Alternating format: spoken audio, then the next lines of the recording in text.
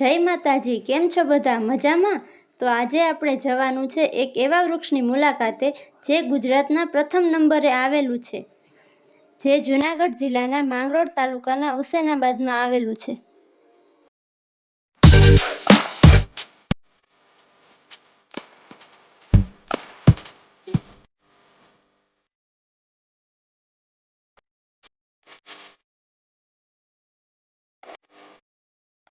જય માતાજી, આજે આપણે આવી ગયા છે કલ્પવૃક્ષ રૂખડા બાપાના વૃક્ષ નીચે.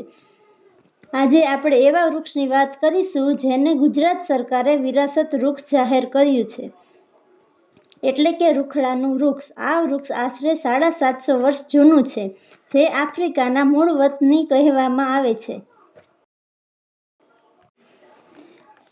આ વૃક્ષ ભારતના દરિયાકાંઠાના વિસ્તારમાં જોવા મળે છે, જે સૌરાષ્ટ્રના જૂનાગઢ જિલ્લાના માંગરોળ તાલુકાના હુસેનાબાદ ગામમાં આવેલું છે.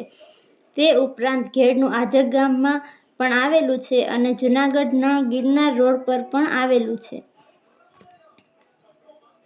તો આજે આપણે અમારું ગામ એટલે કે હુસેનાબાદમાં આવેલ રૂખડાના ઝાડ વિશે થોડુંક જણાવીએ.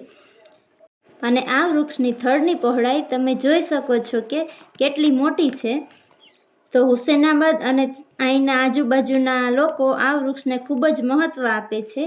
આ વૃક્ષ આસ્થાનું પણ એક કેન્દ્ર છે, જેને લોકો રૂખડા બાપાના ઝાડ તરીકે પૂજે છે.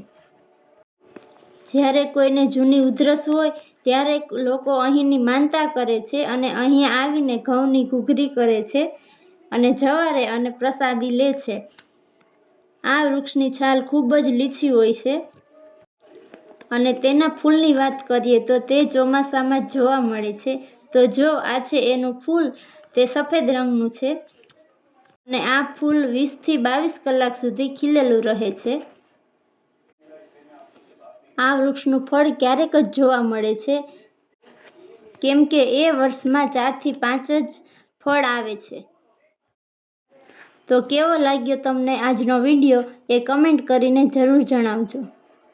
અને હા, એક વાત તો કહેતા ભૂલાઈ જ જાય, જો અમારી ચેનલને હજી સુધી સબસ્ક્રાઈબ ન કરી હોય તો સબસ્ક્રાઈબ કરી દેજો અને વિડીયો ગમ્યો હોય તો લાઈક કરી દેજો.